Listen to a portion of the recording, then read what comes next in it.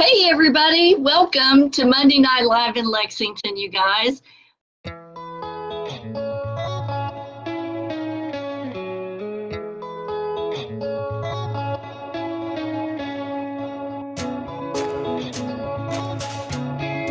of all, thank you all for being here. As you know, my name is Rachel Harrison. I'm an adult programming coordinator. Kathryn Kauffman, all the way from Lexington, joining us here tonight.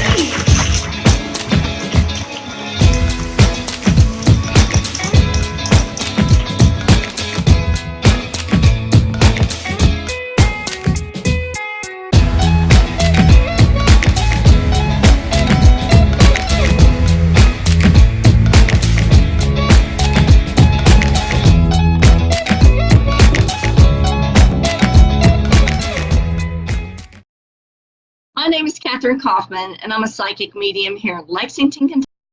And this is my every Monday night show. It's called Monday Night Live in Lexington. This is where we kind of discover what and who we are in this journey called life. I present a lot of different shows on things that my clients ask me in everyday consultations. And I'm bringing the answers to you because you might be wondering the same thing. So welcome to Monday night. Hi to you guys over here on Instagram. Shout out to you guys over here on Facebook. For those of you that are joining on my professional page, Kathryn Kauffman, Psychic Medium, if you want to join the live chat, I did leave a link there for you to hop on to the personal page where I engage with the audience and answer questions. And this is going to be a really hard topic for tonight, and it's kind of a dry topic, so I'm going to make it as entertaining as I can. For those of you guys joining, I am not able to see, I can't see who's joining for some reason. We had that trouble last week for some reason. Not sure why, but let me put a comment up there and see if that prompts the comments to come up. And it does. So I put a link to the YouTube channel because the YouTube channel has all the past shows on it. So if you want to watch any of the old shows, just hit that link and hop over to the YouTube channel and go through the playlist Monday Night Live, and you're going to see a ton of stuff. Special shout out to Melissa Begley and her sidekick, Miss Cleo. Big kisses to you guys. I hope your week is going okay. Shout out to Janice Shelton, Lisa, Arthea Morgan up in Cincinnati. Hey, girl, I hope that it's not rainy there for you. Sean Wilson, Cynthia Carlson, Amy Butcher. Special shout out to Barbara Bacon and Crystal Crazy. Thanks for joining us tonight. And I am going to do another gemstone seminar. So the first gemstone seminar that we did was healing with gemstones. Second one will be metaphysical uses of gemstones. We're going to talk about time travel in that webinar. Be watching for the link to join the webinar. It's going to be really good. We're going to talk about how to use crystals for time travel and all kinds of other metaphysical uses. And so, Barbara, you will be instrumental in hooking some of my people up with best gemstones in Lexington. Shout out to Janice Nixon, Yasmin Jadoon, hey girl, Pearl Dillard, Brandy Wells. Special shout out to my daughter-in-law, Brooke Yule Lawrence. She has a wonderful spa in Paducah, Kentucky. You guys need to check out. It's a touch of relaxation. Shout out to Lacey Mitchell-Lyles. And let's see who else is on here tonight. Bruce Walters, love you, guy. Glad to see you on here. Pamela Downing. And shout out to my clients over here on Instagram. My son, thanks for joining tonight. And Joy Hall, good to see you, Joy. Thanks for being here.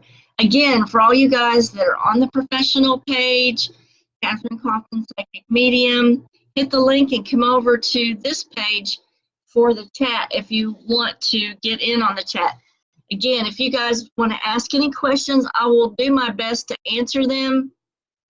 This is a complicated topic, and I am going to do the best that I can to present it, but there's a good reason why I wanted to present it tonight, because in my mediumships, when I do a mediumship, a lot of people will how spirits relate to time and where they are in time. And through the mediumships that I've done over the years, I kind of, if I have a really good connection with a spirit, I'll kind of ask my own questions, if you will, and I get answers on that. So I'm trying to, I want to give you my perspective on that from doing these mediumships and getting the information that I've received. Because at first, when I first started doing the mediumships, and what I got in those really didn't make sense to me until I started seeing the new theories on how our perceptions of time are developed, or what the newest perceptions on time are. So these studies came from AOW. He's an assistant professor of philosophy at MIT, and he's written a book on this, and it's called Objective Beginning. And we're also going to look at another person's theory, because he doesn't agree with Dr. Skull, and that is Yasunori Nomura. And he's a physicist at UC Berkeley. So at the very end of the half hour, we're going to kind of look at his theory about perceptions of time. So normally we think of time as like a flowing river, and we're kind of a ship on that flowing river. In other words, we think very linearly about time. And, you know, we have beginning, and then we have the ending of our lifespan. And that's how we relate in our perception to time. But we know now that the faster you approach the speed of light, time actually starts to break down, and there's a discrepancy in time when we approach the speed of light. We also know through past episodes where we have talked about you as a light being, the different forms of light that your body emanates, and that's bioluminescence, ultraviolet light, and infrared light. So when the body is gone, that's when the spirit becomes this thing of light. And my honey is bringing me a nice environment here, so I can talk about this a little bit more easily. Thank you, David. He's bringing me a martini. Everybody shout out for the martini, Monday martini. Thank you. This is going to make it so much easier to talk about this, because this topic is very difficult. Okay, so anyway, the Objective Becoming book that he wrote are ideas about time, the ones that assume time passes for us in some way. So it's our perception that time is passing. So Dr. Skull believes that this is a so-called block universe. This is a theory that states that past, present, and future exists simultaneously. Now, when we think about ourselves in a state of light, and in a state of light, the perception of time doesn't exist according to approaching the speed of light, time breaking down, okay? This is my thought on it. In other words, this means that once an event has occurred, it continues to exist somewhere in space and time. So for me, this is sort of like a vibrational imprint. And that vibrational imprint is going to still exist somewhere in the space-time continuum. Now, this, to me, relates to time slips. If you've ever studied time slips or watched any videos on time slips, there's a lot of accounts of people either going on a vacation or going to some remote area, and They go down, a road and all of a sudden end up in a different time. Sometimes time slips can be somebody in the kitchen cooking and they turn around and all of a sudden there is almost like a portal where there's a totally different time that is being shown to them through that. So to me, the time slips make better sense with the block universe theory. Again, if you guys have any questions, please let me know. Shout out to Kimberly McCain, Melissa, Lee Pennington. A special shout out to Rolando and Jacqueline. Thanks for joining us tonight. So this new controversial theory by Dr. Bradford Scoe is really backed up by Albert Einstein's theory of relativity, which indicates that space and time are in fact a part of an intricate fourth dimensional structure where everything has occurred and has its own coordinates in space-time. So everything has its own location or its own imprint. Now, that's important for me, and I'm going to share my experience with this. So the block universe theory says that you're spread out in time, something like the way you're spread out in space. We're not located at a single time, but it's more like a wagon wheel of different paths, which is kind of what spirits show to me. So here, and this is the whole reason why I'm bringing this up, is because people need to kind of understand how time works, especially in the spiritual world. And this is just my experience.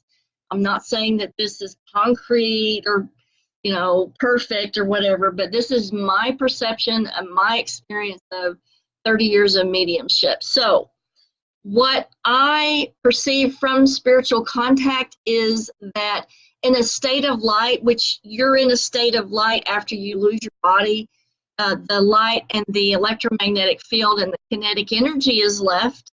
And so you're in a state of light, which is in the fourth dimension, folded into that time dimension, okay?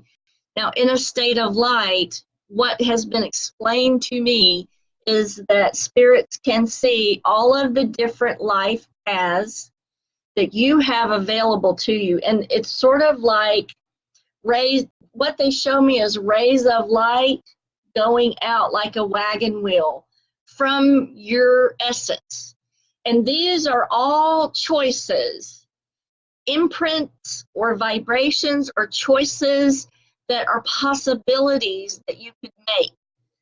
Now, in a state of light, these spirits can see the outcomes of all of these different probabilities.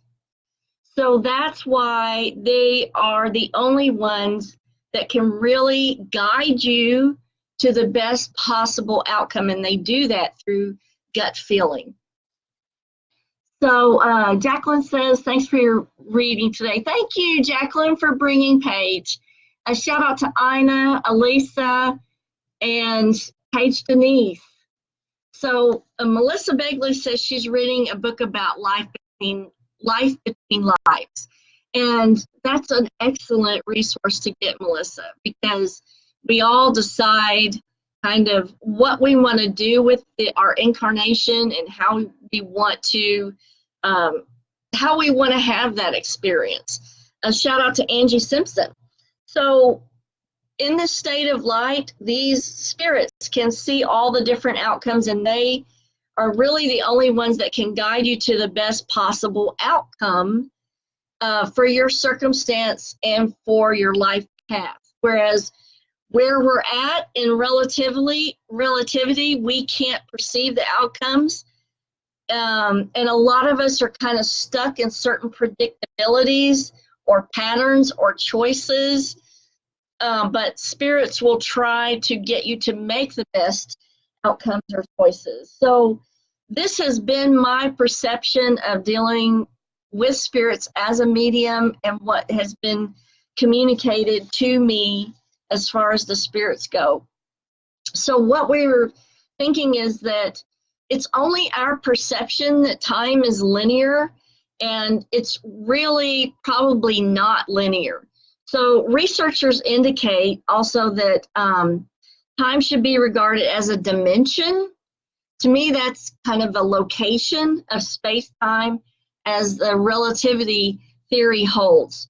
So time is a part of this bigger uniform fabric universe, and it's not something moving around inside it. It's a part of it. And according to a lot of scientists, everything has already happened because the imprint is already there.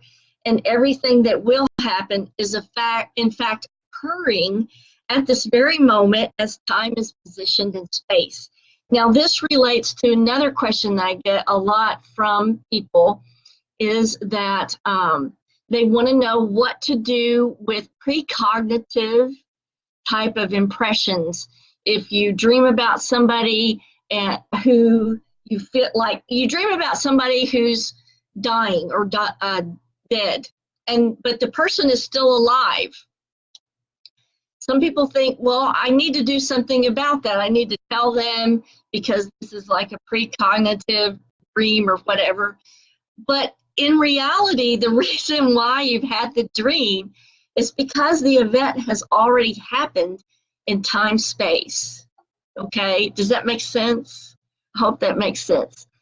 Melissa, people want to know what the name of your book is that you're reading. So if you would type that in the comments, that would be awesome. Hey to all you guys that are joining over here on Instagram, Christie's and Kahala. I think it's Kahala. So Memories of the Afterlife, Life Between Lives, Stories of the Personal Transformation by Michael Newton is the book that Melissa is reading for Life Between Lives. And so thank you, Melissa. So people who have precognitive psychic impressions, or you have a dream about something bad that's going to happen, you don't need to do anything about it. There's no way to stop that. It has already happened in the space-time relativity. All it means is that your reception is picking up that information, and you have to process and deal with that the best that you can because it's already happened, and there's nothing that you can do about that. You can't warn anybody, you can't prevent it. And it has already happened. Now, let's look at something else. In the book, The Objective Beginning by Dr. Sco, he aims to convince readers that things could hardly be what we really think they are. He spends much of the book trying to consider competing ideas in the realm of space-time relativity. And he really talks and goes into more depth, kind of philosophically, about time and what it means. He agrees that while things change and we see time as if it's passing, he believes that we are kind of in scattered conditions and that different parts of time may be dotted around the infinite universe. So the nature of time is going to get deeper here, so bear with me. According to a lot of physicists, the same things will occur regardless of what direction time is traveling in. And so now they're suggesting that gravity is not a strong enough force upon every object in the universe to make it into a forward moving direction. Because what they were trying to say was that gravity was what was compressing things and making it linear. But now they're finding that gravity is not a strong enough force on this time relativity to make it linear in our perception. So we have to consider we do perceive things in a linear fashion. They're calling that the arrow of time. So thanks to the forward-facing arrow of time, young becomes old, and the past becomes present, which was once the future. And it's like once you scramble an egg, you can't unscramble it. It's done. But to me, that's that energetic imprint in the universal energy field, right? Once it's done, it's imprinted and it's there and it can be accessed. So, hey to Tom Driver, thanks for joining me. So we were talking about gravity and Newton's gravitation. So in Einstein's special and general relativity or quantum mechanics, all equations that can best describe our universe work perfectly if time flows forward or backward. Okay, so if time is going forward or backward, it fits the special and general relativity of Einstein's theories. So one example of this time reversal quality in the universe is the path of a planet orbiting a star according to the force of gravity. And I found that that was very interesting. So whether time runs forward or backwards, planetary orbits follow the exact same paths. The only difference is the direction of the orbit. So time is subjective, is what they're saying now. It's relative, it's subjective, and that's what Einstein's special relativity says. But there's also a second law of thermodynamics, which I'm not going to get into because that's just going to make things more complicated than we are comfortable with tonight. So according to this now, what we're suspecting is that gravity forces tiny particles to interact with each other, and the forward-facing arrow of time emerges and entropy can increase. But remember, some people are saying that gravity is not strong enough to cause this reaction, but there's a camp that says that they think that gravity forces these particles together in a linear fashion. Okay, so I don't know. What do you guys think about this? Hey to Brandon Bowling. The point at which the particles are thought to transition from being governed by the arrow of time to being governed by directionless laws of the universe is known as decoherence. That's a whole nother ball of wax to play with, along with thermodynamics. And like I said, I don't want to get too deep into this, but I do want to give you now, like the latest stuff suggests that the linear times arrow is subjective, determined by the observer. Now, doesn't this sound like a lot of quantum theories out there? It's subjected by the observer, or like Schrodinger's cat. Once you observe, it changes the outcome. So in his papers on relativity, Einstein showed that time is relative to the observer. And that's kind of what they're saying about time in this aspect. So what they're saying is that the observer actually creates the experience or creates the feeling of linear time. So now we're going to get to Yasunori Nomura's thoughts on this. Like I said, he's a physicist at UC Berkeley. And he's not involved in any of the studies, but he does follow these studies, and he points out that people have to take into account the fabric of space-time, and they have to introduce a quality into the equation. Observer time that no one is even sure that's real. In other words, yes, these are theories, but there isn't anything equative that we can put our finger on in this. These are just theories. So what he's saying is that the answer depends on whether the concept of time can be defined mathematically without including observers in the system. So he's more of the camp of pure mathematics. I think really that it's going to boil down to a combination of mathematics and philosophy. So Dr. Scholl's philosophical thoughts on it, combined with a mathematical approach, I think will be the answer to this in the future. And I think it's somewhere in between these two theories that the truth probably is. I know that from my experience in doing spiritual work as a medium, that in a state of light, time is not relative to these spirits. They can be, we know from the theory of non-locality that in a state of light, these spirits can be in two different places simultaneously. We've already proven that in quantum physics, that a photon can exist in two different positions simultaneously. That's a proven thing. So I feel like they can see things and perceive things that we can't. And they can be with us and in a different position at the same moment, because remember, they're folded into the fourth dimension of time, which is relative. It's your perception. So certainly this parallel dimensional theory or thought about it does explain time slips, and it does explain time travel as well. So kind of think about that. And we'll just watch the research and see how this goes.